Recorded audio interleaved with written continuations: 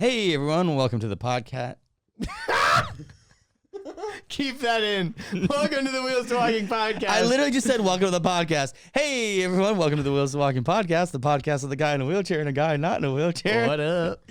So Andrew and I haven't seen each other or talked or texted basically since the last time we podcasted. Yeah, which so it's been weird. It's super rare. I think it's because mostly like the merch project is kind of, we're just waiting for the guy. Like we're at the point where we're just waiting on him. I've been kind of working on the website a little bit and like trying to figure out. We also need to. Yeah, we have things that we can do, but yeah, we're kind of just like waiting on that. Yeah. And also it was Valentine's Day and like the weekend, and then it was President's Day, and I figured you and Jalila were like hanging out and stuff, so I was just like, I'm gonna leave them. Yeah, and I was also thinking about, I'm like, there's probably plenty of stuff like quote unquote to do, but none of it's urgent, and I know that you mostly work under urgency. So it is true. So to be like, hey Andrew, in 6 weeks when we go to Washington to do, that speaking engagement, I'm gonna need a little short video. But trust me, I've actually been thinking about that. Yeah, but knowing Andrew, we'll be like on the plane. He'll be like, all right, I'm just finishing up right now. Yeah, actually, I was like cleaning out my computer this week, and I'm like, I should just edit that right now while I've got the file still on my computer. So I haven't deleted them yet, so I'm probably gonna do that like in the next couple days or something. But because it's been like itching, it's like, well, I have like so many things from the past like 5-6 months that have just been like tickling my brain, and it's always just been like, oh, well, I'll do, that's like last priority. And then like, it just like hasn't gotten done. So I have like in my head, like a bunch of like random little things that I'm like, oh, I need to do that. I need to do that. I need to do that. And I just need to like take this week and just do them all. Well, you've had this week I've done a few things. I was gonna say, yeah, you've had a lot of time because we haven't really been doing Wheels to Walking work. Well, we have been doing Wheels to Walking work, but not the traditional, like there's been no shooting and editing, which is like a big part of it. Yeah, for sure. A big part of it. Script writing. Yeah, coming up with ideas, script writing, shooting, editing, all the post-production, a lot of the schmoozing that I do on my end, and like all the reaching out and the connections and social media upkeep and blah, blah, blah, blah, blah, blah, blah, blah, blah, blah, blah. Yeah. But most of that has just been put on pause. Yeah, for sure. How have you been though? Like, I know that you're still recovering and like, I mean, I'm kind of sad. I'm not going to lie. Yeah. Like, I was just talking to AJ about this before the episode started. It's like, because I'm not doing anything that feels like I'm accomplishing anything, I just feel like I'm going through the motions. And I don't like that. Like, it reminds me very much of like when I first got injured, where it's like my only purpose in life is just to keep myself alive and to get better. And I'm like, I don't like that purpose. That's not a fun purpose. So it's like, wake up, eat food, go to the gym, physical therapy, go to your clinic, go to your doctor's appointment, get your meds filled, do your stretches. It's like, ugh. Like it just is not cool. I'm not a big fan of it, but it's just like it's a part of my life that I'm currently in. And I know that it'll eventually get better, but for right now, it just kind of sucks. Like I'm having a hard time motivating myself to even sit down and do work that I know I could very well do. Like there's nothing stopping me. And it wouldn't even take that long. Like some of it, like I've been kind of in the same boat, like the past couple weeks and stuff like that. Like I think it's like a combination of, because not only like you getting hurt and stuff, like it also like took like everyone in your immediate circle also like took a weird hit on that too, because it was an emotional toll. Yeah, for sure. We were going to the hospital and like getting you food and like random little things like that just like it throws off your schedule, but you're not thinking about the fact that it's throwing off your schedule because you're like, Richard's the number one like priority. You know what I mean? Like Richard's got it way worse than me, so I don't have any room to like complain. You know what I mean? That's like kind of the mindset a little bit. Well, what I think happens is I don't experience this in a bubble. Meaning like I'm the one who experiences like the direct issues, like it's happening to me. Yeah. However, like emotionally, you're going through it. Jalila's going through it. My mom's going through it. For sure. Like my sisters are going through it. Like people that are like a part of my web, Ian, Anas, like anyone who's regularly in my circle, who's around, who like really loves me and cares about me, and I'm so lucky and fortunate to have those people in my life, like, I can't deny that they're also affected too. Yeah. And it's also, you talked about this in your Instagram post about like simultaneously being like proud of yourself and happy about things, but like internally kind of like depressed or whatever. Mm-hmm. Like, I think people in your immediate circle, it's like hard to be like super stoked about something when you know someone like close to you is like going through it or whatever too. Because like, I agree. It's like how can I sit over here and be like stoked and happy? Because you're talking about the Shorty Ward thing. Yeah, it's very weird to celebrate a victory when you're around someone who can't celebrate anything at all. Yeah. But I will say, for me personally, I like that because it just like it distracts me, honestly. You know, like if someone would be like, yo, I got this sick promotion at work, and you know, like, oh, there's this real great opportunity that happened to me, or I'd be like, hell yeah, dude, like that's cool. I don't know, I've got this weird, like, I don't know how to explain it. I mean, my spinal cord injury, wheelchair people are gonna know what the hell I'm talking about here, but it's like whenever I am suffering or going through pain, I have this very weird guilt attached to it because I know that it's also causing other people to suffer and other people to go through pain, and I don't think that's fair to them. So it used to be that I got really like secretive and quiet, and I wouldn't tell anybody about anything because I'm like, this is my pain. I have to deal with it. I don't want other people to have to go through what I'm going through by proxy. Mm-hmm. Because it is rough. I mean, it's emotionally, it's difficult. I know it is because I've not experienced personally. Like, I've just experienced it through everybody else. Like, I was joking with someone, I forget who it was. I think it was my sister. I was like, why is it always me in the hospital bed? You know, I'm like, I only have that perspective, but yeah. Also, AJ, can you start the timer? Thanks. The other thing that I was thinking of when you were saying like it's not fair to anyone else, but it's also not fair to you either. Like, I know, but I would rather be solely responsible. Yeah. It's like for example, for the sake of analogy, it's like I crash a car that I was the only one driving in. I don't think other people should have to pay insurance and deductibles and have to set up the repairs, and I don't think other people should be in pain and hurt, and other people should have to change their life. It's like, no, it happened to me. I'm the only one dealing with it. So it's just, yeah, but it's just kind of like weird. the idea of like it takes a village, right? Like, you know, something bad, like no one wishes that anything happened. Like people have that mentality of like, oh, well, that thing happened to you, sucks for you. I shouldn't have to do anything about it. It's like, yo, like you're only fortunate that didn't happen to you. You know what I mean? Like you're only, you know, like only by sheer luck did you not have this thing that you were born with, or that your sister or brother doesn't have this like condition, or, you know, like all kinds of things. And it's like, or they didn't get hit by a car. You can call it luck, or you can call it God, or you can call it whatever you want. But I mean, it's just like some people got it better than others in all kinds of ways. And, you know, it's only by pure chance, luck, whatever you want to call it, that like any one of us isn't dealing with the stuff that you're dealing with.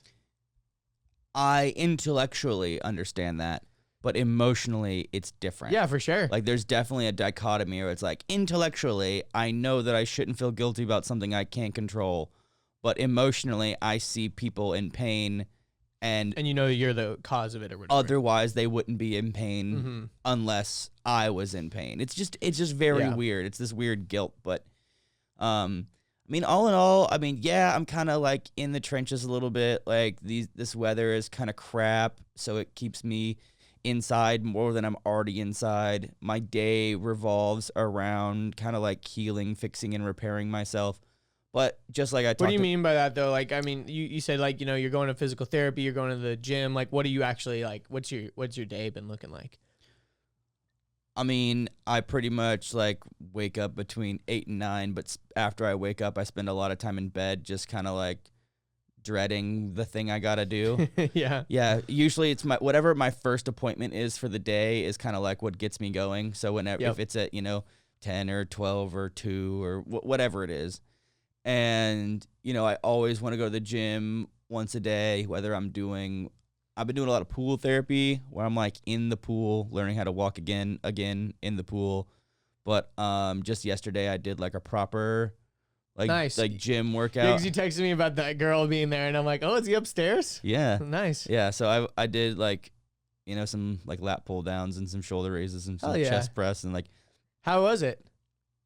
It felt nice. I bet. But it made my leg hurt really bad. I bet. Like also, I wonder if any of the crunchiness that you were talking about, it was that okay? Mainly the wrist, but it wasn't too noticeable. When you're doing like bench or something like that, would that hurt your wrist because it's like bending back, or is it mainly grippy things that your wrist is messed with? It's squeezy things, and it's like if you were to lay your palm flat, it's left to right. Ah, interesting. It's not really like up and down.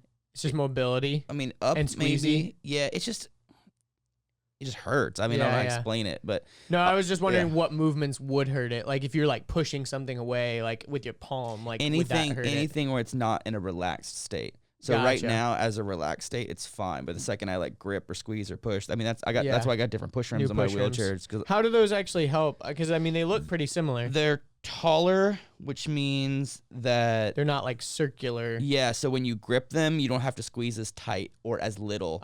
It gives you a bigger area to squeeze. Your grip isn't as tight. It's like more open. Gotcha. Yeah. So instead of having like to grip something that's like a roll of dimes, you're gripping something that's like. All the quads listening are like, "Yo, welcome to our life. We can't grip shit." Yo, speaking of quads, I got to spend Valentine's Day weekend in Chattanooga with my friend Laura.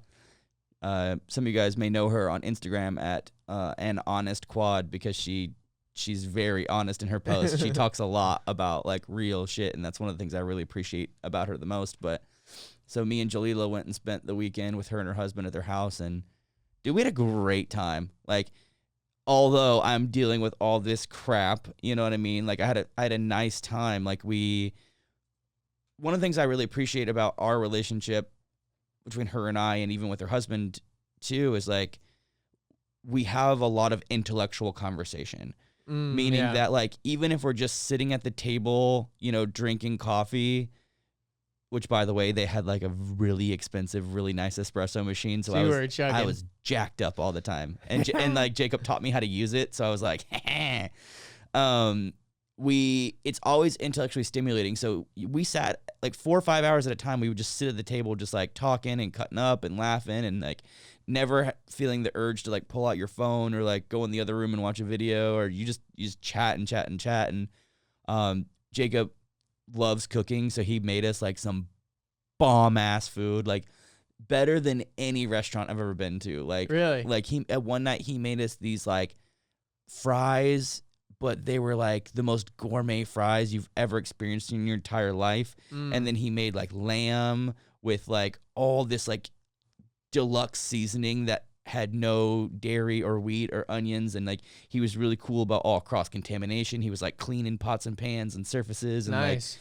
he was like, it was so. You're like, how do I buy you? Yeah, it was so accommodating. I literally asked Laura. I was like, "Hey, Laura, is your husband single?"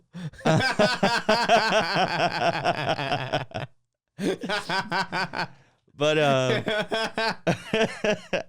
is your husband single? That's amazing. But it was cool because even one day we went out and pushed around downtown Chattanooga, and that was my first time out doing like a pushing day, similar to like being on the Beltline, or similar to like, because it was a sunny day, and Jaleel and I were like, let's go. Yeah, it's been disgusting here in Atlanta. Yeah, but we like really gross. Like it's been like fucking Gotham City for like the past 2 weeks, 3 weeks, 4 weeks, 5 longer, weeks. longer. It's like been, we're living in Portland right now. We had and last year Atlanta had more rain than Seattle. Yeah, I remember your dad telling us that, right? I don't know. I don't remember who told me, but like per like actual rain days and like however they measure amounts of rain, like we actually had like more rain than like the rainiest cities. It kind of makes sense because if you look at Portland and Seattle, those are forest cities. You know, the Pacific Northwest is full of forests and evergreens and stuff, and it's like, isn't Seattle supposed to be like the rainiest city? Supposedly. Yeah. But then you look at Georgia and it's also super foresty and super lushy. And it's true. And it's like, it makes sense that it needs a lot of precipitation to survive, which I mean, I don't like. Yeah.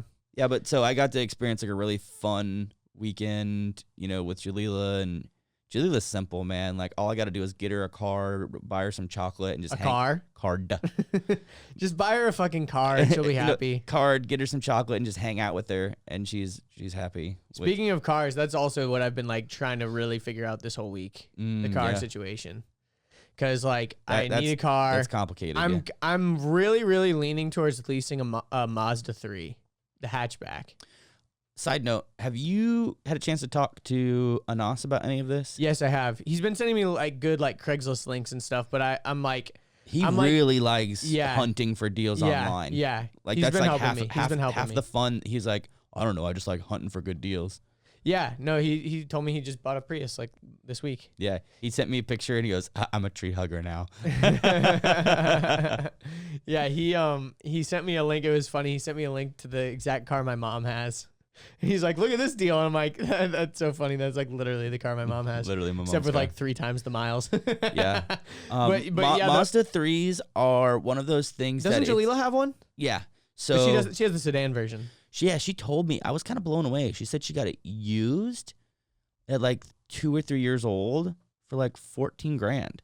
Wow. And she like obviously like makes payments on it. Yeah. But I was like, a car under $20,000? That doesn't make sense to me. But I guess really? But I guess Mazda 3s are brand new. They're brand new. They're only like 23. That's what I'm saying. Is like, dude, like honestly, I've been watching a lot of reviews on Mazdas and stuff, and it's like they cater to like their whole mantra for so long was like the zoom thing. Okay. So it's like they're like supposed to be like the fun car, but they also that was because the Miata basically. Yeah, but the Miata is also like super like a very fun car on its own. Mm-hmm. But they're also like not. Do you guys hear popping? I don't know. There's like some weird popping. I don't know. I'll pay attention to it. I don't know. But anyways, maybe I'm just making stuff up in my head. But the Mazda brand also, like, people just tend to like forget about it. Like when you're thinking about a new car, you're like, oh, what should I get? Like something basic, something easy. I don't know, like a Honda, Toyota, like Camry, Camry, Corolla, Accord, Civic. But like in its class, the Mazda 3 is really good. Is right? insane. Like for the value, and even like over like the Hyundais and stuff, like the Hyundais are a little bit cheaper, but the like as far as the value that you get, like the Mazda 3 interior is freaking sweet. Well, don't you get like power everything, Bluetooth everything, heated and cooled everything, automatic everything? Like it's like, yeah, but I would say most cars that are brand new in 2020 are gonna give you a lot of those things standard. Not necessarily. Not necessarily. The thing about it is like a lot of it is like software based, right? So if they can put it in their infotainment system, it's like doesn't really cost them anything to put it in. Well, I'd say heated seats would be hardware. I'd say yeah. You're right. You're right about the heated thing, but yes, but like as far as like comparing the class, it's also like the interior design of the Mazda 3. It competes with like the CLA, like the Mercedes. It's better. Like it honestly is like really good. It doesn't have that cheap plastic to it. No, there's like good material design and like everything. Like there's just so many things about like I don't know. There's so many things about certain cars that just make me mad about how like the infotainment system works or how like the AC works or things like that. Like on my mom's Lexus, like there was this weird transition period with cars where they were just integrating touchscreens. And so they were like, oh, we can put less buttons because we can put in the touchscreen. But like, that's not a good idea all the time. Like there are certain things in cars that should always be a knob or a button. And then there are some things that like you can tuck it away in a corner of the infotainment system and no one's going to care. Mm-hmm. And like those types of decisions and choices, it's like, I feel like my Jeep does a good job at that. Yeah, it does. There's a good, for sure, on the Jeep's system is nice. Like the Chrysler the Uconnect. The Uconnect, yeah, it's pretty good. But there's like on a lot of cars, there's just like weird little things that you don't think you would care about. But if you're gonna be committing to this car for like however many years, you know, in my opinion, it should be something that you don't go in and every day you're like pissed off at this one little stupid thing, you know, like you should enjoy that experience or whatever. And you know, maybe that's a little bit spoiled, like, it's just a car, get over it, blah, blah, blah. But like, if you're making that big of an investment and you're going to like pay monthly payments of hundreds of dollars, it should be an experience that you're like enjoying. And I think coming from someone like you who's into hardware and software and tinkering and efficiency and smart design, and it makes sense. Yeah. You know, I strategically bought my vehicle that way, where I'm like, I know what I like and what I don't like. Yeah. And there's certain things that are musts for me. Yeah. Dude, you can buy a brand new Fiat 500 Abarth for like $18,000. Really? Yeah. Brand new. That's the craziest thing. I totally would, but there are like three main things impractical that I don't like about it. Number one, the driving position is weird. That you don't have a telescoping steering wheel. It's only up and down. So like you have to be like right up on it because it's so tiny, or else you're like so stretched out, and it's just like kind of weird. Like you can get used to it, but for a daily, it's just like. It's a little too. And the other thing is, if you take out the back seats, you've got so much room in the trunk. Like it actually is pretty practical, but it's like you don't like the windows either, right? Because they're in the center. I rarely am I messing with the windows. Like that doesn't mess. That doesn't. Did I tell you how I figured out why they do that? No. Okay, so the reason, so this is kind of interesting. So in the Fiat 500, and also they did this in the PT Cruiser a couple of other cars, they put a lot of things in the middle. Driver focused. It's not driver focused. It's because they can make the same exact parts for left and right hand drive. Oh. And also, that makes perfect sense. The doors don't have as much technology in them either. Like the doors can be as thin as possible because it's such a tiny car. So they don't need to put like the switches and stuff in it. But it's funny, if you look, the car is very like symmetrical. So you can see how instead of having to create a whole right-hand drive dashboard and a whole left-hand drive dashboard, you can just like flip-flop it and the console can stay the exact same because everything's in the middle. I think the same idea was in place for the Model 3, the Tesla Model 3, because there's no dashboard. It's all center. There's no there's no gauge cluster. It's all in the center, which if you're trying to cut costs, it's pretty genius, honestly. Who are your favorite people to listen to for advice on cars? Like consumer cars, not like, this is why you want to buy the Rolls-Royce Phantom. Yeah. There's a lot of car channels on YouTube that I've been watching. The car genre on YouTube is massive. Yeah, and actually it's pretty interesting, because I've been looking into Mazdas a lot. Mazda videos pull crazy views because people are just like curious because no one has like I don't really know that many people that have a Mazda where I can like call them up and be like, yo, how do you like your Mazda? Like there's just, there's so many Toyotas, Hondas on the road that it's very easy to just like know someone that has one or whatever. But like, I don't know, people are just very curious. But I like Doug DeMuro. I feel like it is kind of a forgotten brand, but it's also not. I feel like it's pretty robust. Okay, let's put it this way.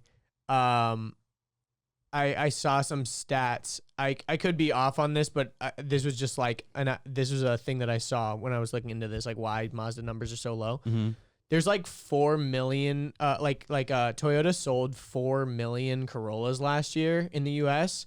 and Mazda sold 3 million total vehicles. Oh, like worldwide? In the U.S. Oh, but not just the 3. In foreign markets, Mazda does great. Like Australia, they have like a huge market. Like interesting. They have a really big market, but like in the U.S. for whatever reason, they're kind of just like forgotten. And I almost think it's because like their marketing isn't everywhere all the time, and there's just not so many of them on the road that you just like kind of forget about them. But like a lot of people are saying that a lot of people that buy Mazdas are like people that are like really doing their research and are very informed. Like they're like, this is actually really good. I think it's people that buy Subarus too. Yeah, that too. The same idea. Yeah, Subarus are really nice. Subarus are like Colorado. Also, Volvos are super nice. Have you ever been in like a modern Volvo? Oh yeah, super luxurious. Sick. Super luxurious, yeah. Yeah, like the XC whatever, the SUV, the top of the line SUV one. 90, I think it is. Yeah, I don't know. 70, whatever. I think the 70 is the smaller one. The 90 I think is the biggest one. But I could be wrong. But yeah, they make sweet cars.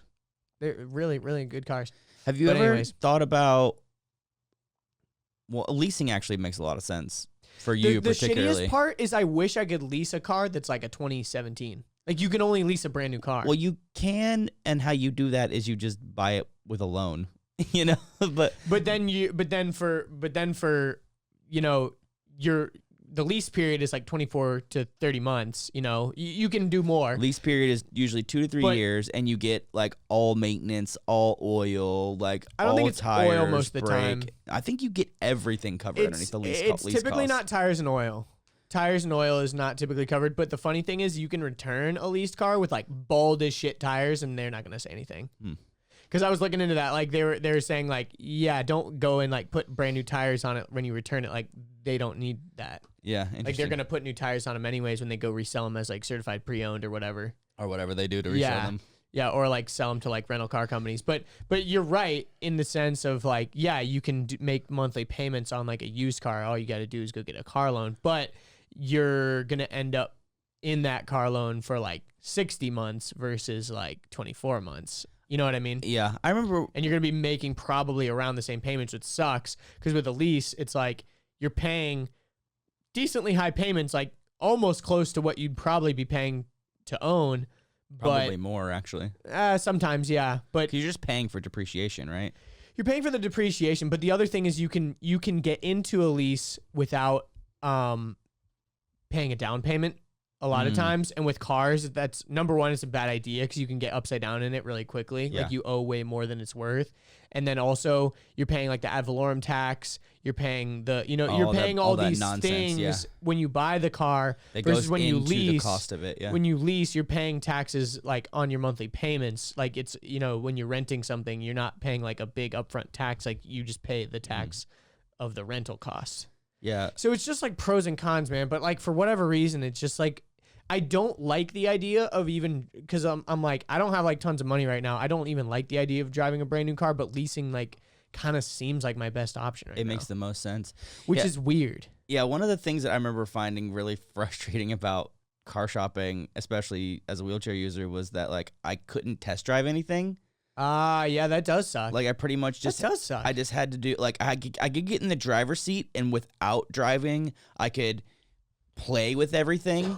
I could just like figure out. I just could mess with as much as possible, but I just had to like, I could practice loading in and out of my chair. I could practice, like on the screen and with the steering wheel and like. Don't they make those temporary hand controls you could kind of use? Yeah, but that takes a minute to install, and like if you don't own them, then why would you go buy one just to test drive vehicles? Yeah, I guess. And then you gotta like. But if you're making that big of a purchase decision, I mean, it makes sense, yeah. And then you got a friend that usually will drive it for you, or like the sales when I bought guy. my G35, it was manual, and I didn't know how to drive manual, and I had my friend test drive it for me. And didn't you say the third gear synchro was out, but you didn't know it because he was so gentle with it?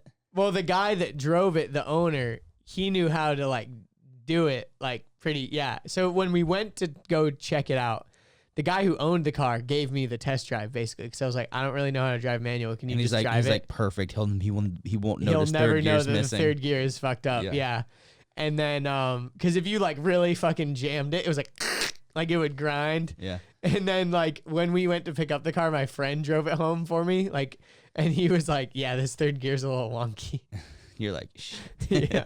But I'm like, whatever. It was honestly a great car. Like I had so much fun with that car. Yeah. But this is the other thing I was telling my brother about this last night. Riveting conversation. It's I think it's kind of interesting.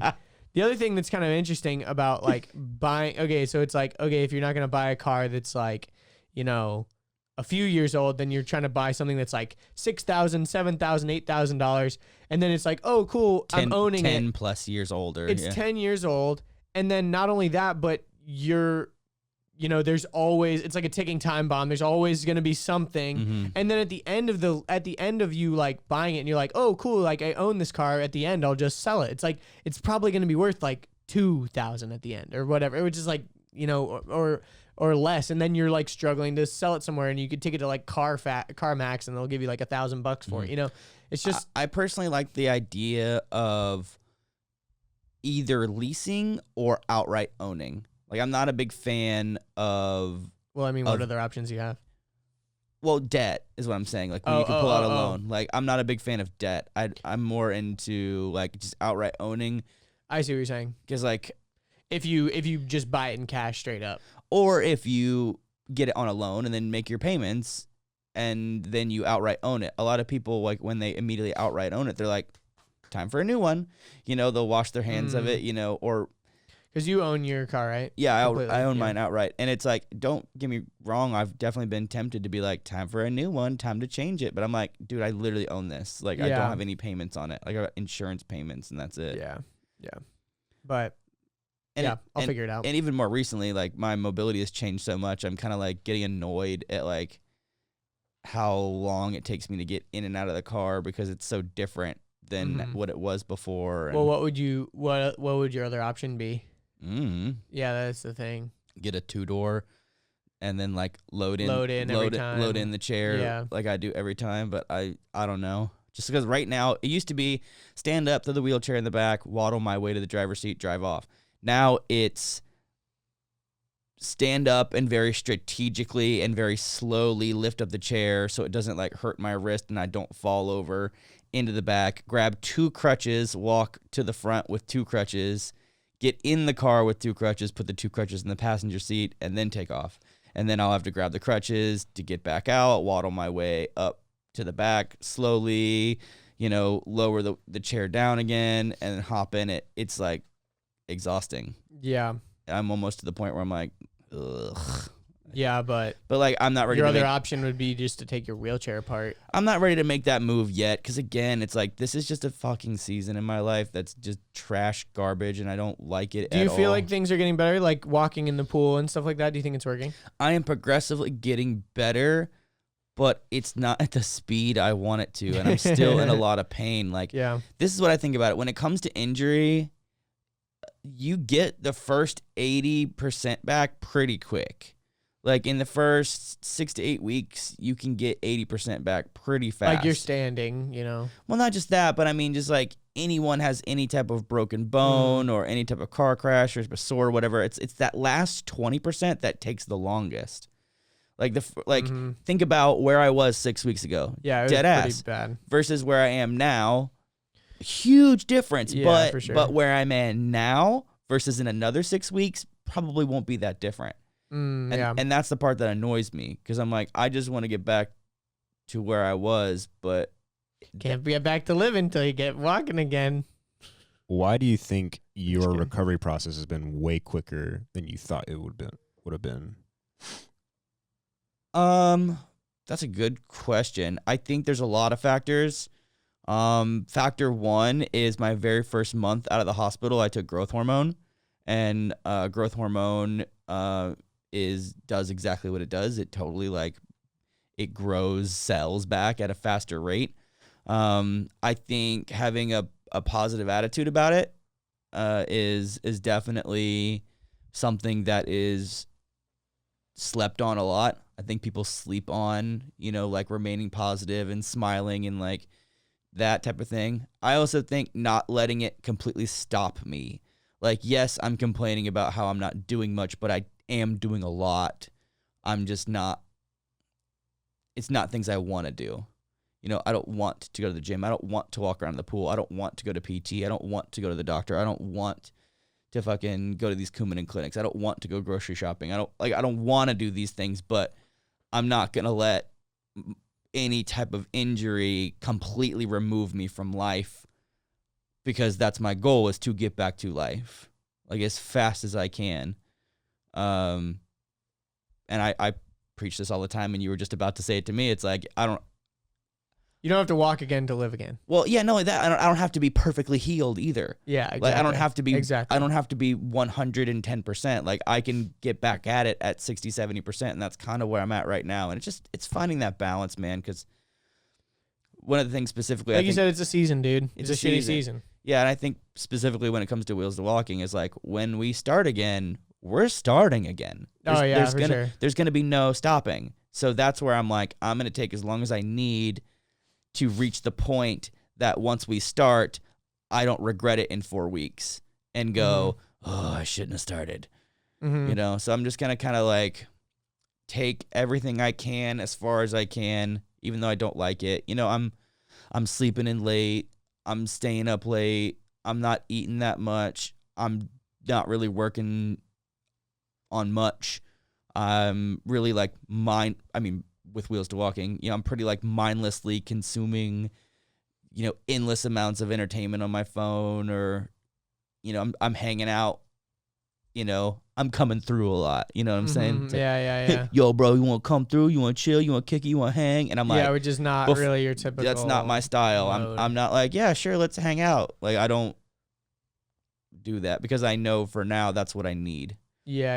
I know that my body is just gonna take a while. I mean, so yeah, I definitely the first 6 weeks has been impressive. Even the fact that like I went back to the hospital and had the DVT and like all the other problems that even in that context, like how long have I been out of the hospital now? Like 8 days? Yeah. I don't remember. Yeah, I don't know. Because I got 2 weeks. No, because I got out on a Wednesday, and I think the next day you're like, "Are we podcasting tomorrow?" We were like, "Nah." It's been 2 weeks now because we did do a podcast, but it was late. Yeah, it was like it was Saturday or whatever. Yeah, but either way, it's just like it's a period of time in my life that I'm like, boo, but I know it'll go away soon. Just that it's a temporary thing, It's like everything's temporary. Good stuff's temporary. Bad stuff's temporary. Yeah, dude. Hard stuff's temporary. Everything's fucking temporary. Yeah, we have so many like good things happening as well. I mean, like the channel's doing well. The Shorty Award voting is over, so hopefully, we made it to the finalists. That'd be dope. I found out. I found the website of the people that are like, not the fans that are voting, and there's some like really impressive people. What do you mean? Not the fans. So the people that nominated us. Oh, I found the website of the people that nominated us. Oh, really? I didn't know that was a thing. Yeah. I got an email, and then in the email, it was called like Real Time Academy. If you go to like rtacademy.com or rtacademy.org, it's put on by Shorties, but it's a collaboration between a lot of other creators and industry folks. And they nominated us? Someone did. Huh. Someone in that group did. That's cool. They're also a part of the voting. Oh, cool. Meaning that like when they see their weight, so it's like, oh, this Wheels to Walking got 10 Real Time Academy, but only 5,000 fan votes. But then it's like so-and-so got 100,000 fan votes, but only 3 Real Time Academy. So it's like interesting. They weigh it out. Huh.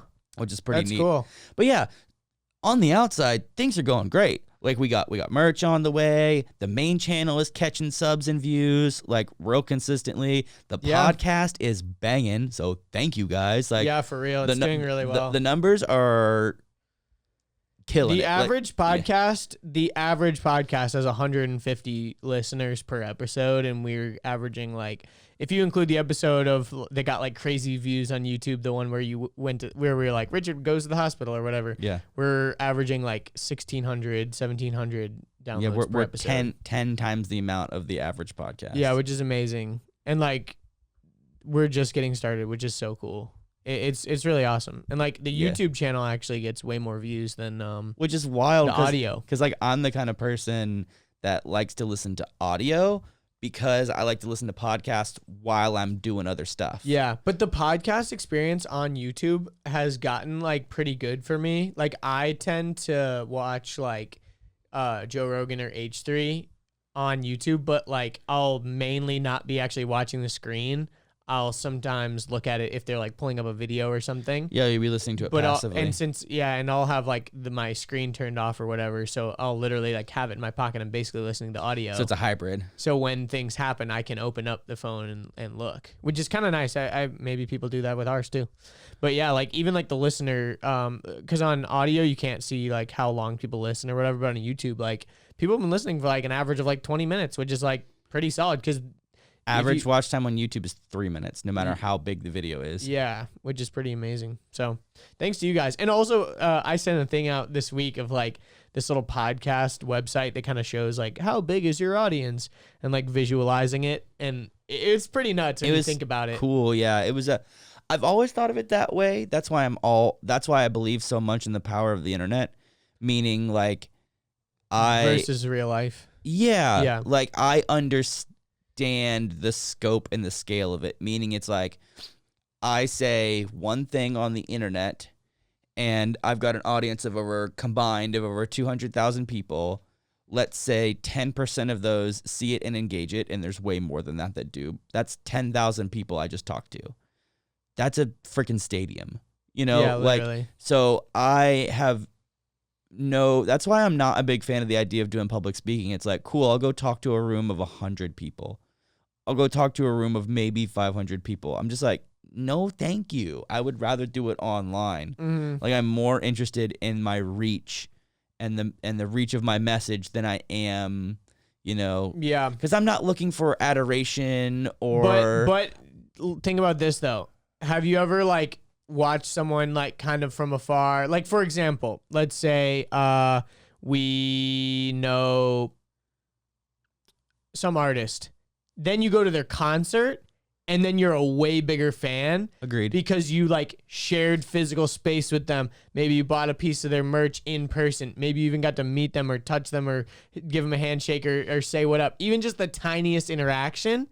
Then you've literally created like a super fan. You know what I mean? Like, for example, with like Tony Robbins, the experience that like the mental relationship you have with Tony Robbins is probably different after you went to his live event versus like just watching his videos before, right? Yeah, I mean, I paid good money for his like training programs, and I went through his training programs, and they were awesome. They were great, and then I went and I saw him in person, and it was a whole different experience. But that's because it's an experience. Yeah, exactly. Versus, I'm just talking about like, let me spend 30 minutes telling you my story. Yeah, I don't know. I think you just have I think you have an idea of public speaking, but I think that. It's kind of a negative one. It's honestly. a negative one because you're thinking that you're thinking of the typical public speaking circuit where like Home Depot hires you to go hype up their employees. Fuck that. But like there's other types of public speaking that I think could be awesome. Like, and I think of like Gary Vee, for example, like a lot of the speeches he did in the beginning were like very much like, what's up guys? I was born in Belarus, blah, blah, blah. And like now he's to the point where he can go and give like very tangible speeches and things. And then those speeches, not only did he create like tons of super fans and people that maybe were like aware of him at the conference that are now like stoked about him and like will consume everything for the next few months and blah, blah, blah. But then he also turns around and turns that content, like he turns that speech into a podcast or into a part of his video or whatever. So he's able to like, or a clip on a, yeah, exactly. He's YouTube able to, Instagram maybe the audience is only 800 people or 1,000 people, but then he's able to go and turn that actual, clip into a video that will be seen by tons of people. So I think there's a hybrid. Yeah, I don't know. I think about the people that have a talent attached to them. Like I think about Aaron Wheels, I think about Woody Belfour. I mean, I think about all my other homies that I know that do public speaking, and usually there's some type of like skill or talent attached to them, and that's what makes them qualified to like go up on a stage and talk. My skill and talent is videos, so it's like just go watch my videos. I agree on that. I'm like, just go watch the videos. Like I don't know, but yeah, I agree. But then there's also like, for example, like at Vid Summit, like there were some speeches that we saw that were like really bland, and then there were some that were really good and tangible, you know what I mean? Like, and some that were like almost too good. Like Nick Nimmons was like hard to follow because it was like very so deep. Yeah, very, very rabbit deep. hole. Like for example, like I love Peter McKinnon, but like his speech at Vid Summit was like very boring to me. So dumb. It was very boring to me, and like it was just like, well, that was underwhelming because he basically just told the story that everyone who's an actual true fan of him already knew. But and same with and Casey was kind of the same way. Like Casey Neistat, his was a little more memorable because he's a little more. I think Peter was a little too like formulaic, like he had it like almost like memorized, and Casey was a little more off the cuff. I think you got to remember like our personal, like you and me personally, our relationship with like Peter and Casey. We are the super fan, but then, but wouldn't you think that seeing them in person would make you even like crazier and deeper? It didn't. I know, but like it seems like that on the surface. I don't know. I liked Mr. Beast's. That's what I was gonna say. Mr. Beast was the best because he went up there and he didn't talk about what was in his videos at all. He just talked strategy. He's like, we're going to look at thumbnails and titles and we're going to look at data and he just talked strategy. And I'm like, yes, this is why, like, I'm here to learn about his expertise. I'm not here to learn about his story. Yeah. So like, hi, my name's Jimmy. I'm from one of the Carolinas. I got a warehouse with friends and we do cool stuff and we make videos. It's like, we know that. We're at a YouTube conference. We know who you are. That's why I think, like, for example, if you were going to do public speaking, it would be something like going to the Abilities Expo where, like, everyone already kind of knows who you are and you give, like, tangible shit. You know, like, oh, I want to have a YouTube channel just like you. What do I need to do? And then, like, having a talk about that or something like that. You know what I mean? Yeah, I'd have to find a way to do Obviously, it. they'd have to pay us enough. Because it's like, I go and do something along those lines and I talk about skills. I'm like, just go watch my videos. You know, it's like, this is how you be confident, and this is how you pop a wheelie, and this is how you cook in a non-adapted kitchen. That's not what I'm talking about. And I'm talking about what if, like, there's probably a lot of people that want to do what Wheels to Walking is doing. They're like, oh, I have a disability now, and, like, I want to have a YouTube channel. You know what I mean? Like, those types of things. Not like your skill. Don't give a public speaking on what your video is about. Give a public speaking on how to make your, like, all the back end, like all the strategies and things of how to actually do it. Same thing with Mr. Beast. He didn't go up on stage and go, here's how to fill a backyard with 1 million Orbeez.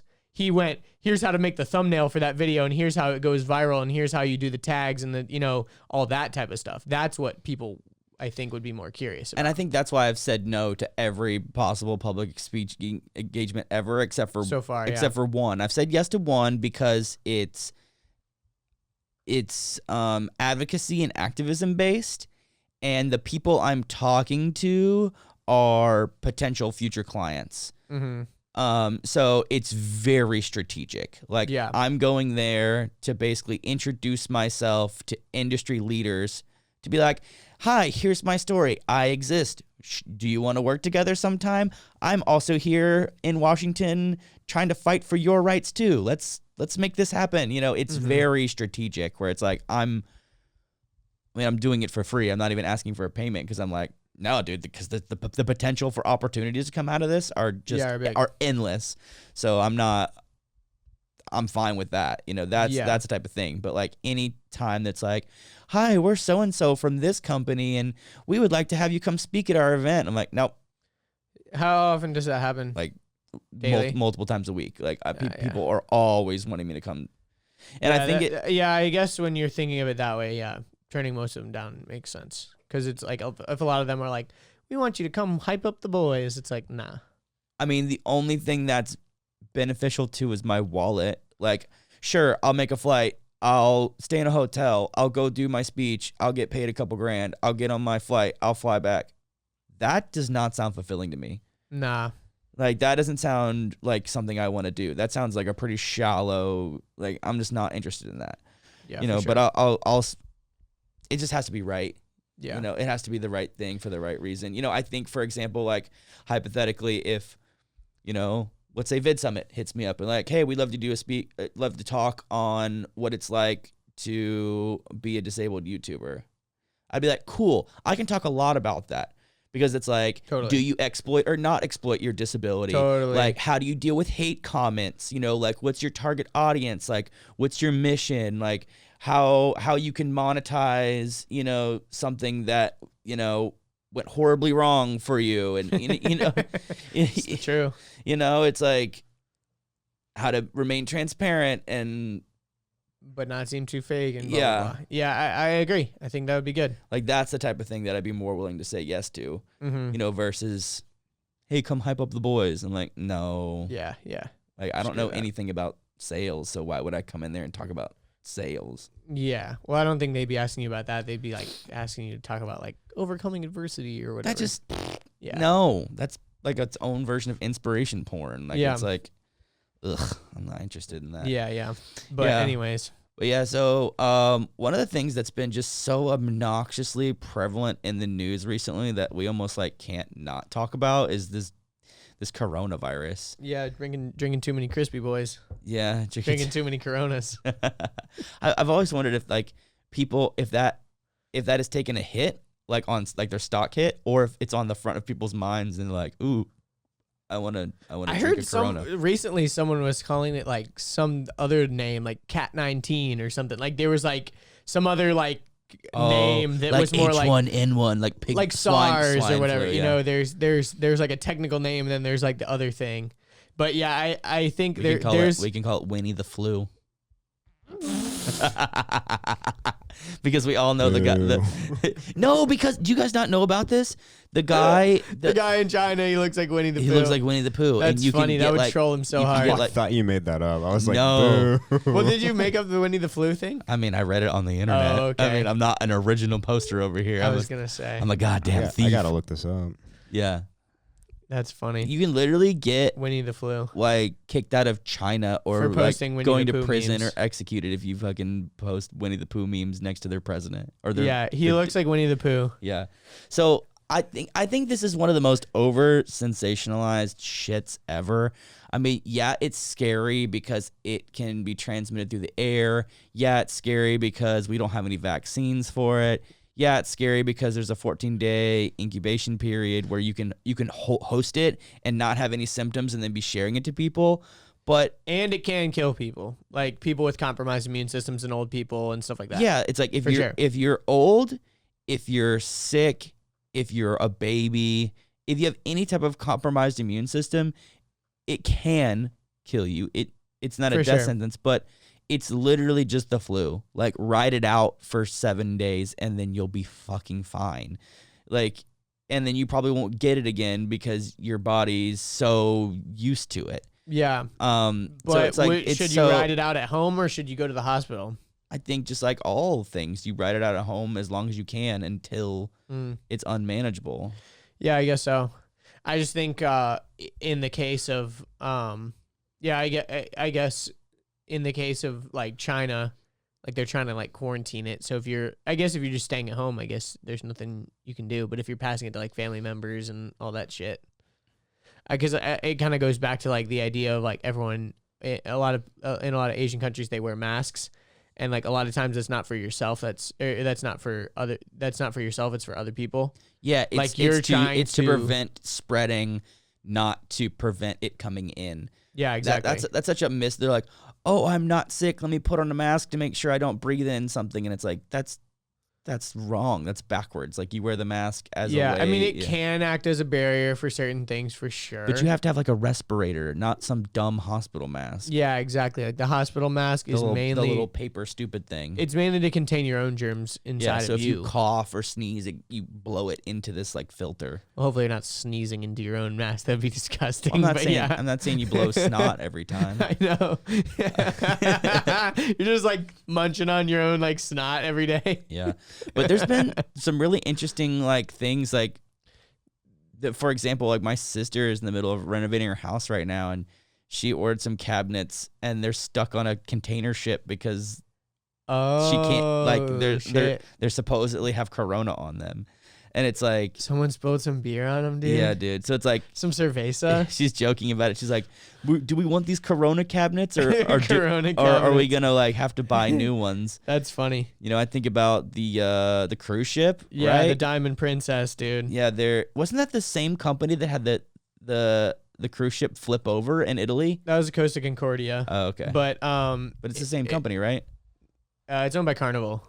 Oh, okay. I don't know who Diamond is owned by, but is a cruise ship in Japan, and the quarantine is now over, apparently, unless you have it still. So if they determined so basically, just to catch people up to speed, so there was this cruise ship that was like cruising around in Japan, and it was found that during this like whole crazy outbreak that some of the people on board had coronavirus. It was one person, I think, that showed the signs. And then they locked her away in an infirmary, and then other people started getting symptoms. So they were like, okay, this boat stays out there. Yeah, pretty much. And so basically, they had, there's tons of people on cruise ships. And like in the beginning cruise days ships when they are massive. Yeah, they're fucking huge.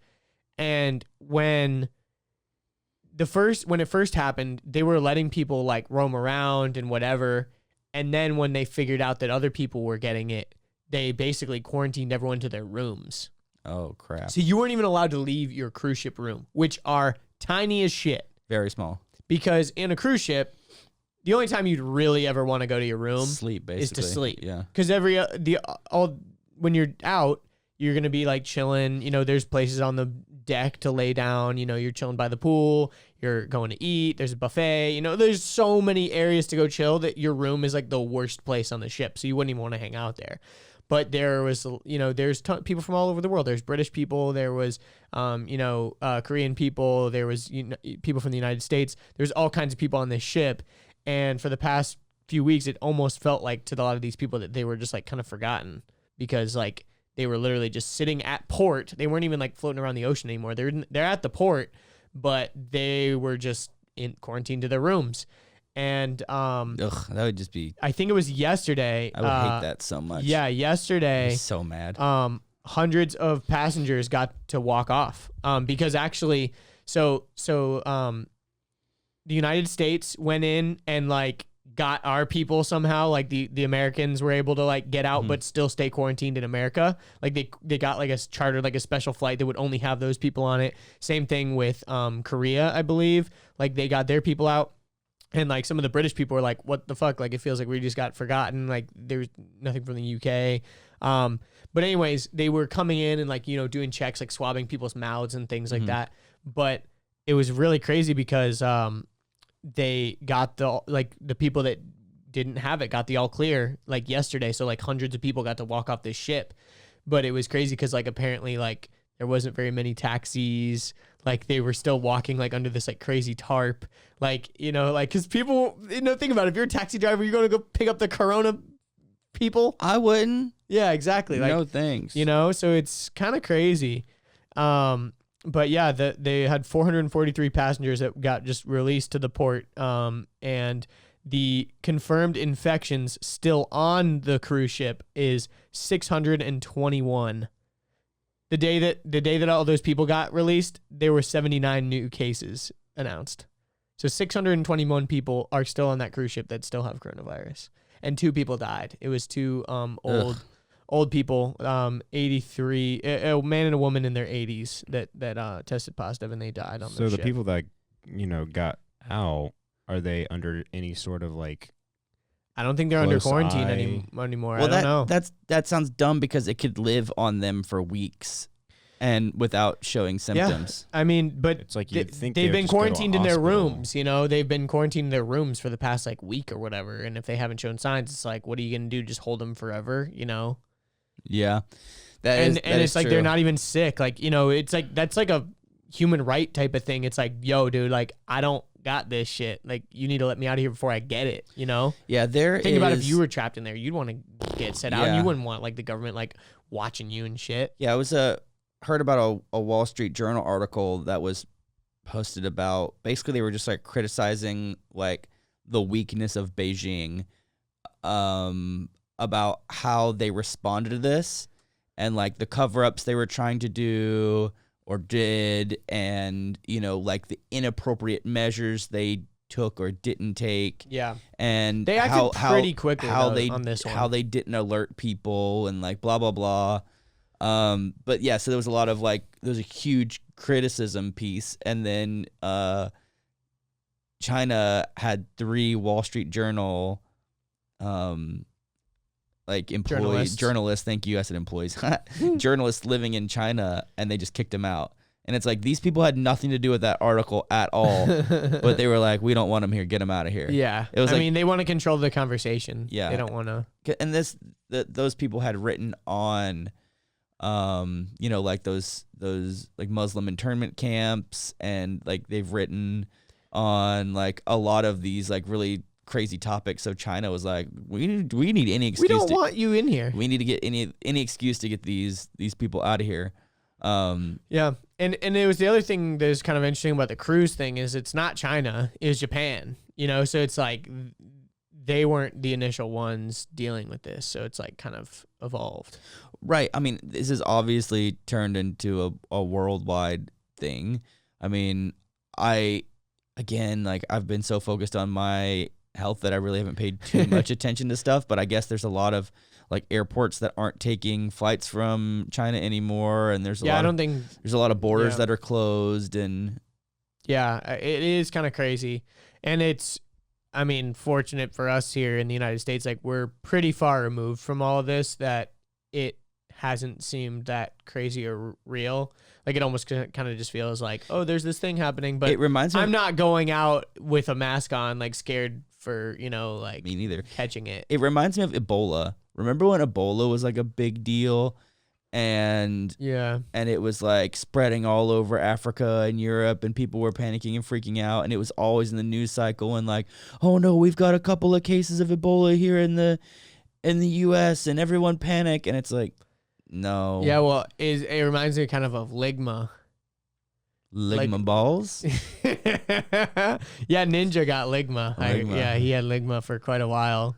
Didn't he just get in trouble for like making a tweet about how like you need to get you need to get upset if you lose? People twisted his words, and it made and he's like had to explain himself. No, I'm saying this and that. Well, it's kind of cringy. Didn't think it was controversial at all. He neither. He basically was like, I hate it when people say it's just a game. It's not just a game. It's a craft, and I work really hard on it. So to lose is... Let's read it. Read it. Just so we don't... Yeah, let's look it up and read it. But basically, what I got from it was like, you need to take things seriously, and if you lose, learn from those I'll read it. mistakes. So he said, the phrase, "it's just a game," is such a weak mindset. You're okay with what happened, losing, imperfection of a craft. When you stop getting angry after losing, you've lost twice. There's always something to learn and always room for improvement. Never settle. I agree with that. The only thing that people were ripping apart was when was the angry part, I think. Yeah, I think for me, there's two mindsets, though, that you can go into when you're saying it's just a game, Because he's like, saying it's just a game is bullshit because, like, why are you doing this anyways? But that's kind of taking out of context that you could potentially be doing something simply for the fun of it and not really caring what the outcome is. Right, but I think he's talking about the context of professional gaming. Yeah, exactly. They're like, when people say it to him, it's like, up. Dude, why are you mad about this? Like, it's just a game, and it's like, this is literally my entire life. Shut the fuck up. Yeah, like, exactly. That's like saying it's just a game to like Kobe Bryant or something like after like in like an all-star game or something. It's like a huge. Like, relax, LeBron. It's not that big a deal. It's just a game. And it's like, no. Yeah, imagine getting so worked up about grown men throwing around a little ball. And it's like, dude, that makes them millions of dollars a year. Mm-hmm. Like, they should care about it. Even though, in grand scheme of things, it's pretty dumb. I mean, same thing with, you could even say the same thing about anything, though. It's like, dude, don't sweat it. It's just this or whatever. It's like, in the grand scheme of things, we're all just a bunch of stupid little animals walking around in a blue marble hurtling through space. Like, in the grand scheme of things, everything is just a whatever. It's all stupid. Like, it's just a blah, blah, blah. Yeah, well, at least you're healthy. At least you're not this. At least this. I hate when people say stuff like that, too, because it's like... I'm not a big fan of anyone it's like who the woke says Olympics. Just. Because there's always something that's more important than the last thing. Like, oh, why do you care about this when this is happening? Well, how can you possibly talk about this when this is happening? Well, how can you talk about this when this is happening? Mm-hmm. And it's like, because you can worry about things that are small. The woke Olympics. Yeah, dude. And I agree with Ninja on the surface level, but there's also times when it's like, you can also like play a game and not take it so serious. It is just a game for some people. Yeah, for sure. And it's like, just like that's a weak mindset. You should be ready to crush every opponent. It's like, well, what about when you're playing basketball against your 6-year-old daughter? Should you be dunking on her? No, That's what I'm saying. Should let her have some fun. It's like a pickup game in the park can be serious or not serious. Yeah. But professional will always be serious, and Ninja is a professional. Yeah, exactly. So that's the context that I got from it, was like, don't minimize what I'm doing just because you think it's quote unquote just a game. Yeah, I always hated the phrase "I tried my best" too. I don't know why. From when I was a really young age, I always like hated people when they're like, "Well, did you at least try your best?" And it's like, that's such a mom thing to ask. Yeah, but it's like, no, my best would have won. Yeah, my mom didn't tend to do that, but like for example, like in school, we'd like drive home, like we had carpool where we'd like different moms would like drive us home, and I remember like this one mom would always be like, "Oh, how'd you do on your test? Oh, I got like an 85. Well, did you try your best? Yeah. Okay, well then that's all that matters." And it's like, you could have studied harder. Like you slept last night. Like you could have like memorized. You could have like trying your best. Like in the moment makes sense, but it's like, trying your best also includes the preparation leading up. And like, obviously if you didn't like score the best possible thing, then you didn't try your best because you didn't prepare hard enough. Like that was always such a weird loaded question. Yeah. I always liked like Usain Bolt's perspective of it, where he's like, these races are won in training. He goes, I don't race on race day. I just do my thing on race day. He's like, race day is my favorite day because it's finally over. He's like, it's my training that these races are won and lost. It's my preparation, it's my strategy, it's my diet. He's like, the actual day of the race is the easiest day because I just wake up and I do what I do. Yeah. You know, I appreciate that from a professional standpoint, because it's like, for sure, you know, it's all about professionalism and strategy and angles, and I think you and I embody that a lot with the walking. It's like we take strategy, so the days that we're shooting or the days that we're doing a podcast like this is fun to us because all the other work is like done on the back end. Yeah, I agree. Yeah, I think also I know like UFC fighters, like when they're like in their training camp, they're not like perfecting their form and stuff as much. Like they've got that down in the back of their head. Like, you know, they're not like, they're preparing for an opponent. Yeah, exactly. Like you're not, you know, punching as hard as you can and all this stuff because you're just going to like wear yourself out. Like you're just like working on just like, you know, sharpening the knife. You're not necessarily just like working, you know, fine-tuning the craft, basically. Yeah, exactly. It's like you've already done all the hard work in the years leading up, which, yeah, I agree. Yeah, all kind of fighters are like that. Totally. There's another thing I wanted to talk about. Well, it had to do with like talent and skills and ability, and it's kind of on this same note where, didn't you say there was like someone getting a brain surgery? Yeah, this lady had a brain tumor. Here, I'll play this video, actually. I've got it synced up here. AJ, I'll send you the link. But so it's in London. Oh, I gotta watch this too. So this lady is playing the violin while doctors are literally operating on her. Dude, this is something that I feel like if this was put on our YouTube, this could get demonetized because this is graphic. Maybe. You don't see anything. Oh, I was just seeing it from a different perspective. Okay.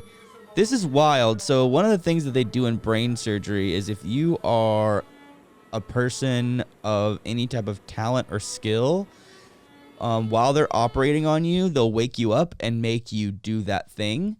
So that they don't actually like mess up a part of the brain that carries that talent or skill. Yeah, they said they were able to remove 90% of the tumor while retaining full function of her left hand. That was like the biggest thing, because like when you're doing the violin, like your left hand is what's like pressing the strings, and that was the biggest thing she was like worried about losing or whatever. So they literally were making her play the violin during her surgery, which is just crazy, so that she wouldn't lose the dexterity in her fingers, because there's a lot of things with that. It's like you've got pressure, you've got, you know, with the other hand, you're kind of just moving back and forth at an angle, but with the left hand, like it's way more technical. Brains are weird, man. Brains are just like a bowl of tapioca pudding like mushed into your head.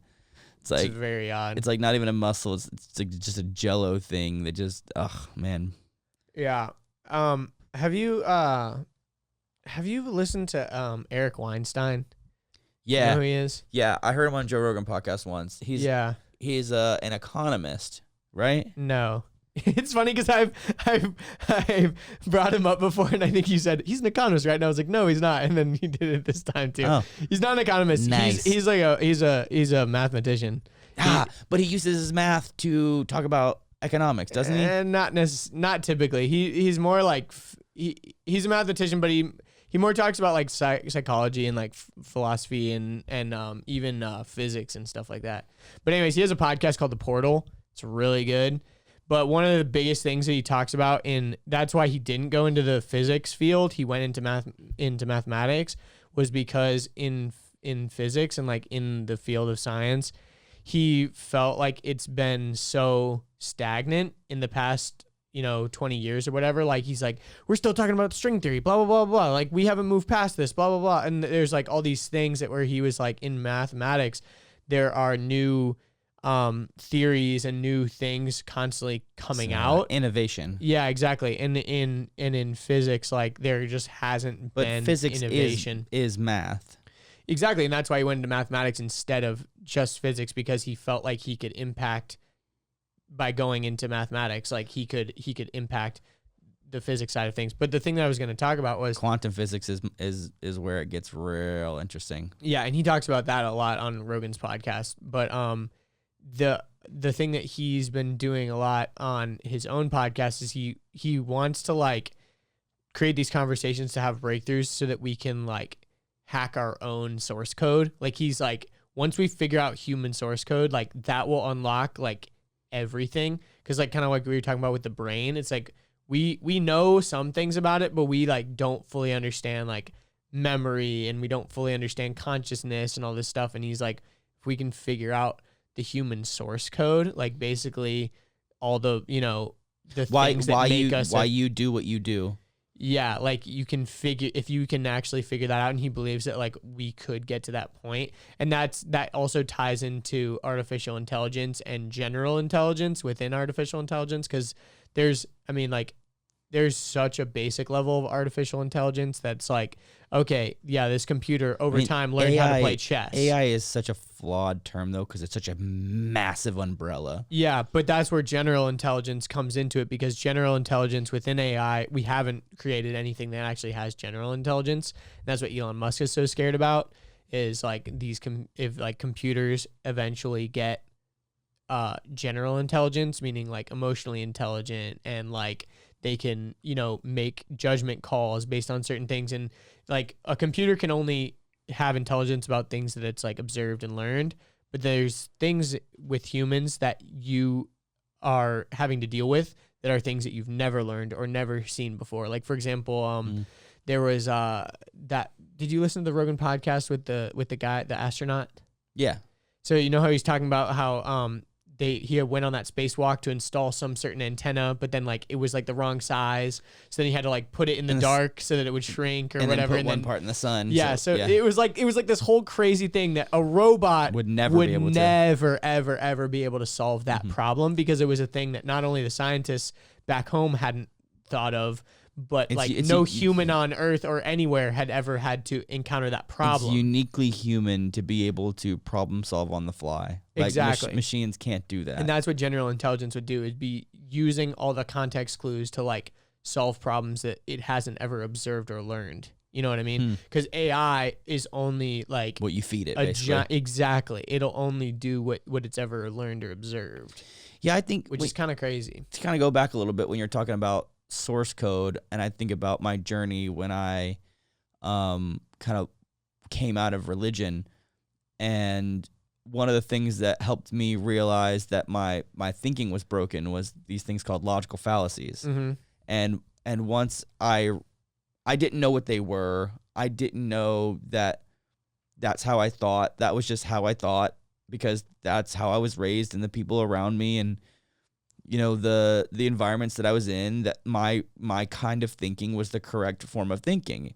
But I found out that it was broken thinking, and the way I found that out was by learning about logical fallacies. And then once I learned about logical fallacies, I started to see them in my line of thinking. Like whenever I would be having like a conversation with someone, or I'd be learning about something, or I'd be talking to someone, I'd be like, wait a minute, that's wrong. I'd be like, I think this is correct, but this is actually wrong now that I know what a fallacy is. Mm-hmm. And then once I kind of figured out my own code of, broken thinking, I was able to kind of like get out of it. And once I was out of it, it was like a whole new world, because anytime I had a conversation with anyone about anything, whenever they started, like interjecting fallacies, I was like, oh, this conversation's over now. Mm-hmm. Like I can't have a conversation with this person anymore because they're reliant on fallacies. And it's like, I could try to teach them about fallacies. I could shame them about being an idiot.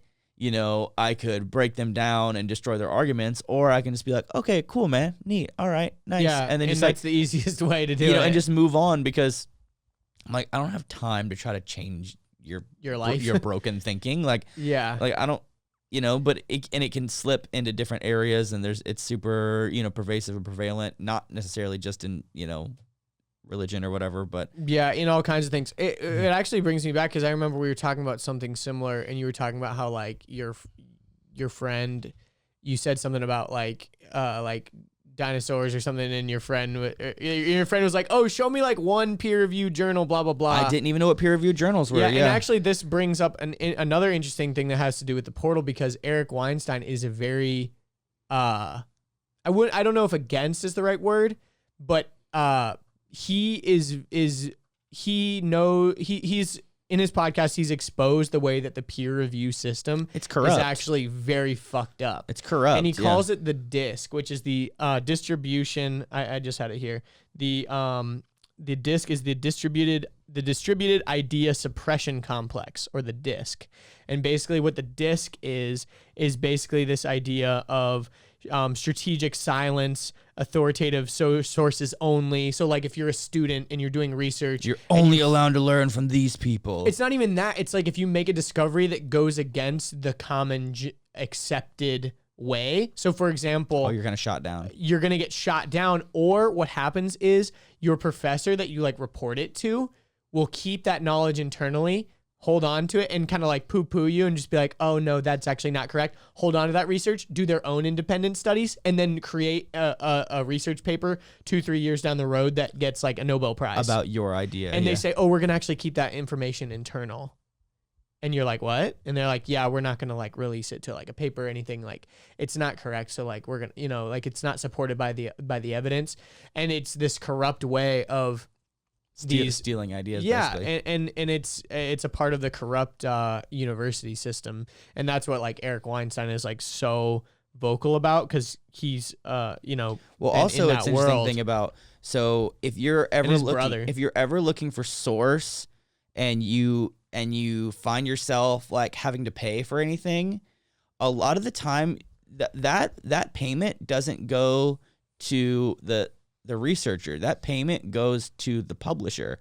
And you can actually email the publisher directly, or the scientist directly, and be like, hey, I really would love access to your paper, but it's behind a paywall. Can you send it to me? They will absolutely send it to you, because they know that it's trapped behind a paywall. They're like, oh yeah, sure, you can. Yeah, I want you to have this information. It's very interesting because they don't get any royalties. The publisher gets all the royalties from it, not the actual researcher, the scientist. That's messed up. It's really whack. Yeah. So if you're ever someone who's doing any type of research project and you need a source, especially if it's a peer reviewed, because when it goes to peer reviewed, it's hidden behind that. And the peers, which like a lot of times are people that have been lifted up by the community or whatever, because their ideas and whatever have been supported by the evidence. Well, they are going to knock your idea down, because then your new evidence is going against what they've based their entire life's work on, and so they're just going to like suppress it. And which is so the opposite of the scientific method. Like, to me, the scientific method is, I want everyone to try to prove me wrong. Mm-hmm. And that's kind of what the peer review is like you put it up against a very robust testing, and all the people get your information and try to prove you wrong in every way possible. In theory, that's how it works. If they can't prove you wrong, then it's supported. So they're not trying to prove you right, which is the opposite. Which that's starting with an assumption, and proving you right is dangerous science. That's not correct science. But they can prove you wrong without actually testing. Like they can just be like, oh well, this is what's accepted right now currently. So no. Yeah.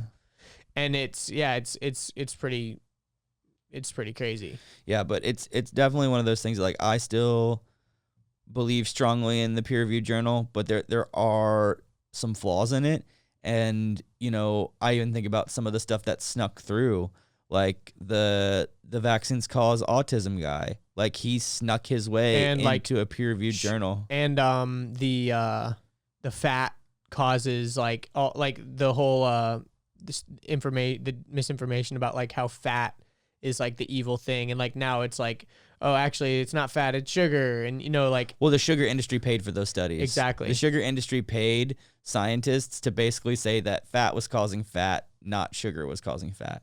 yeah, and that was like accepted. Yeah, it's crazy. AJ, our timer says a different time than what the actual time is. Can you tell It's us? 9 minutes off. It's 9 minutes up. Okay, cool. Okay, cool. I wanted to talk about one last thing too. We were talking about seasons earlier, and we Yeah. were talking about like different seasons in our lives and all that, and like different times.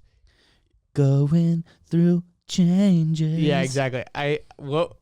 Obviously, you've talked about this, like your biggest change in your life was, having your, your accident. But even before that, you were saying like, I don't know where Richard would be without the accident, because he'd probably be like, just doing so, like, you were kind of like lost, and I think a lot of people can relate to that too. Like, I was going to tell the story of like, after like me dropping out of college and stuff like that, because Yeah, I mean, my story is, like, I don't know what direction I would have gone. I don't know where I would have ended up. I don't know what I would have been doing. I probably for sure would have been dealing with depression. I probably for sure would have went down the drug addiction path. But then after I came out on the other side of it, I would just be a regular dude. Like at least now I've got something interesting about me. in like a weird fucked up way, but it's true. In a weird kind of messed up way. But yeah, you've gone, I mean, the biggest way for me to get through seasons is just to be patient. To literally just ride it out, because eventually it won't be as bad. And, that's advice I'll give to anyone. Anytime you're in any type of hardship or any type of thing you don't like or something isn't good, just like every day do the next right thing. And then eventually you're going to reach a point where you're like, oh, cool, made it through. But you're not, you have obviously different stories than I do, but like you're post-college. I mean, you made a big decision to bail on college and to like go into an MLM with a friend, and then like, yeah. Well, yeah, so that was like an interesting time in my life. So I went to college for 1 year, and I think a lot of people are probably in the same boat, maybe even listening to this. So I like telling this story, but it's also not like an instruction of like how to figure your shit out, because like you've got to do that on your own. But for me, yeah, you're actually doing people a disservice by trying to like help them figure their thing out faster. It's like, because they got to do it on their own. Yeah, but I basically, after my first year, I was like working with this company that was like an MLM company, and there's pros and cons to all that. I honestly don't even really, it's like so disinteresting to me at this point, because I was just so in it for so long. But basically, long story short, I dropped out of college so that I could like work this business. And honestly, it was like the best decision I could have made, because it made me like, when you're in college, it's kind of like a bubble, because it's very easy to just get like comfortable. It's almost like a game of like, how much can I have fun? How much can I party? How can I keep my grades good? And how much like money can I like, how much like fun can I have? How much money can I like potentially milk from this? Like there's like so many different like factors, and some people are not in it for those reasons. But I think a lot of people that are kind of like lost or whatever, and they're just like, I don't know what to do with my life, but like, well, because college is everyone's next step. Pretty much. It's like your sophomore and junior year. It's like, what college are you going to go to? What degree are you going to go to? And college is supposed to be like the best time of your life kind of thing. Yeah, like, no one ever asks says that. anyone anymore, do you even want to go to college? It's always, well, what are your plans for college? It's like, well, do you want to do trade school? Do you not want to go to college? Do you want to take, a 1-year film program? Like what do you want to do? What do you want to do? Like, do you even want college? And I think everyone, and there's also some weird peer pressure with college where it's like, well, all my friends. A lot of peer pressure. It's like, all my friends are doing it. So and parent pressure. Yeah, it's like, all my friends are doing it, so let's just do it anyway, Yeah, and I especially. don't know what kind of voice this is, but. Yeah, it's the young high schooler. But there's also a lot to be said about like student loans, dude. Like student loans will bury you. Like it's fucked up. Like I know some people personally that are like I saw a Twitter thread really on this. messed up by student loans, dude. Yeah. And there's no right answer to any of this, but it's like, dude, if you're gonna be taking out so much money to go to college, which is fine. If you're able to go to college debt free, like sure, do it. Yeah, if your grandparents saved up for it, if your parents saved up for it, do it. They exactly. Did it, do it. But it's like if you have to take out fat loans, like $80,000, like yikes. No. Yeah. Because the problem is like once you even get out, you'll be paying those for you end up making decent money. Let's say you're making like $75,000 a year. Like that's a really good job out of college. Even if you're making that, like you've still got life and you still got expenses and you still got like, there's so many, at the end of the day, at the end of every month, you might only have a couple $100 to put towards your student loan payment. And that's just interest. And then you're just you're literally just putting down money on something that's growing and growing and growing. And it's literally like, it's very hard to escape unless something drastic changes. Mm-hmm. Unless you severely limit your spending. If you live like a really low quality of life for someone that's making $75,000. Yeah, there's because you see everyone around you at your job and everyone's like keeping up the rat race and everyone's got what car did you just get? Oh, I just got a house. Oh, I just got married, blah, blah, blah. So you're trying to keep up with the Joneses with everyone at work and you got to have new clothes and you got to blah, blah, blah, blah. And then at the end of the day, you realize that you just have like negative $80,000. Yeah, I saw something that said the average return in a year of a $50,000 investment is like $36,000. But if you just reduced your spend, if you already make $50,000 a year, if you reduce $17 a day in random expenses, then you make more on your return just by spending less. Interesting. Like simply like you'll have more than $36,000. It's like you're gonna or $3,600. It's like if Mark Cuban even says something like this. He's like, buying in bulk is an immediate return on investment. He's like, if you're on Amazon and you see the toothpaste that you normally buy at $3 a tube, they're offering a 10-pack for $10 and you get it $1 a tube. That is an immediate 66% return on your investment. It takes a minute to get it back, but you're right. But yeah, I guess really I wasn't even trying to get into that whole debt conversation, but really it's just like the conversation of I dropped out and then I ended up like traveling and like being an au pair for like 2 summers, which is cool. Was that what you did immediately after you dropped out? I moved. I lived in Kennesaw for a year with friends, and we like tried to work and make this business happen. And after a year, it just like wasn't. I mean, we were making money, but it wasn't anything crazy. I was still working a second job. I was working at Dunkin' Donuts. Like it just like wasn't glamorous at all. And basically, I just like had this idea. I was like, dude, I'm young. Like I need to like see the world. I need to travel more. Blah blah blah. So I ended up becoming an au pair, and you guys can do research on what that all means and all that. But basically, you're paired with a family that takes you in as part of their family, and you kind of like teach their kids English and hang out with their kids all day. You're basically like a nanny. But you're encouraged to not know that language. Yeah, like I didn't need to know any like foreign language. Like I didn't need to speak because you're forcing the children to communicate with you in English. Yeah, that's the point. And you're kind of like an older brother to them and all that kind of stuff. But anyways, the point being is I like learned so much from that experience that I felt at the time when I dropped out, there was like this very strong feeling of like potentially being left behind, kind of like all my friends are continuing on. There's this fear that like, what if this decision is wrong and all my, I'm screwed and blah, blah, blah. But there's so many pros and cons to everything. And there's like one thing you can't ever earn is like life experience and stuff like that. Like if you're going and like traveling, you're going to learn so much. Just because of like having to face adversity and like figure stuff out. And there's so much growing up that you can do on just like a solo trip or something. So I like, that's one thing that's really interesting with like different seasons of life is like, if you're feeling like really stuck, like honestly, just like getting 100% out of your situation and like traveling or figuring out how to work overseas or like, anything for just a period. Very, very good conversation to need to cut off early. So I think let's just ride it for a little bit longer. But I think one of the things that you're touching base on is like, you're basically saying, make yourself uncomfortable.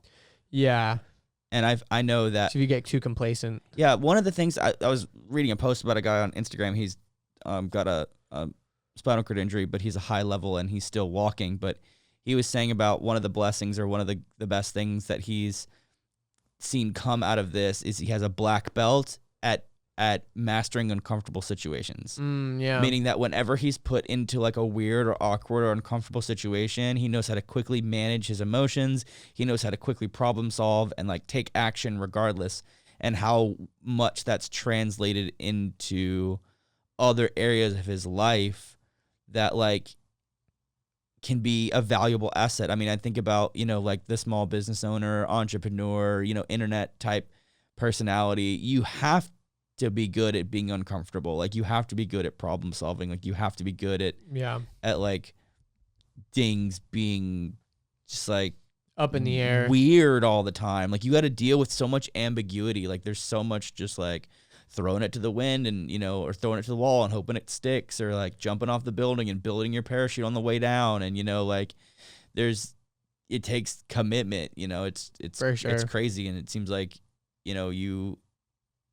you're saying the same thing works for even, if you're not a person with a disability who automatically feels uncomfortable in situations all the time, to put yourself into uncomfortable situations, because uncomfortable situations will force you to get out of your comfort zone. Yeah. I mean, there's so many parallels, but like I even thinking about like my fitness recently. Like this whole week I was like also trying to write a new like plan for myself, because I was just like, I was going to the gym every day, but I like was super complacent. Like I would just show up dicking around and just like do 4 little lifts or whatever, and just like sauna.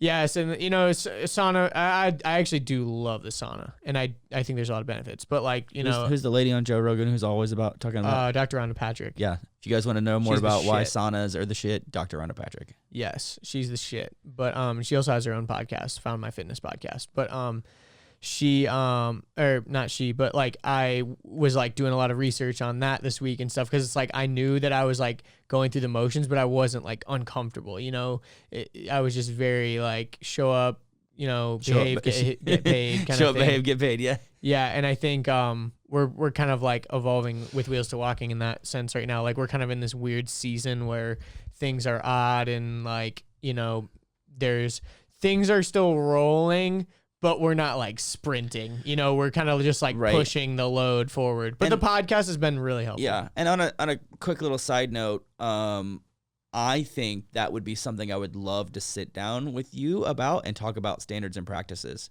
because Wheels to Walking doesn't really have standards and practices, and we're slowly implementing them. But I think right now when we're slow, if we sit down and build a framework of standards and practices, so that when we start moving fast again, we'll have a framework to be like, okay, well, what is this? What are our S&Ps with this? Yeah, exactly. Because we don't have any right now, and that's kind of been to our detriment. Like, there's been quite a few times where well, we did like sit down the other day and figure out all our pricing stuff. That was super helpful. Yeah, that's been nice, because when people hit me up, I'm like, it's this much, this much, this much, this much, or this much, and either they say yeah or no. Yeah. Did you want to, sorry, that was a random side note. You want to keep diving in? I know we're a little bit over on time, but if you wanted to keep talking about your stuff. No, I think we can carry it over to another episode. But I guess like I mainly just wanted to talk about the fact that like if you're in a weird like season, kind of like what we're in, like, we're both in a weird in order for right things now. to change, you have to change, which is not a fun thing when you're in the moment. Like shit, that means I actually got to do something different, or like I actually got to change, or I actually got to get myself out of this hole. Well, desperation can be a gift if you see it that way. The people that crack me up because I've been there. It's like, oh, I hate my life. Like, this is so crazy. Like, I'm so uncomfortable. I'll do anything. I'll do anything to make it different. and then they don't do anything, and they're like, man, my life is still miserable. I'd do anything. And it's like, you have that in your power. You haven't done anything. Yeah, it's like, man, I'd do anything. It's like, get up earlier, work out. I didn't mean that. Eat better, socialize. I didn't mean that. I thought I meant like I'd do anything. Like I'd work a better job, or I'd get a better girlfriend, or I'd win the lottery. Like I'd do anything. And it's like, okay. No, not that. But do hard shit. I remember I had a sponsor once tell me, he goes, he said, nothing changes if nothing changes. Yep.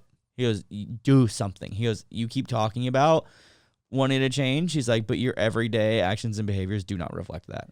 Yeah. It's like, there's a book called The Compound Effect by Darren Hardy. It's really good. It's one of the books that actually like I read right before I dropped out of college. And one of the idea is that everything that you do has a compounding effect if you keep doing it. Yes. And so one of the things he would always say is like, if you want things to change, you have to change. Like there's no one's coming to rescue you. No one's coming to do anything for you. You have to create those daily like disciplines and habits and things that like will actually change your life. So hard because they're so tiny that doing them is almost just as easy as not doing them. Yeah, a bunch of littles make a lot. Exactly. And that's what's like really fascinating about very like hyper successful people. It's like on the surface level, they're not really doing anything that extraordinary, but like their daily disciplines, habits, rituals, whatever they do are like those little things that like make all the difference. But yeah, that's pretty much it. Someone's calling me, so that's fun. I've been getting some like really annoying like text message and stuff.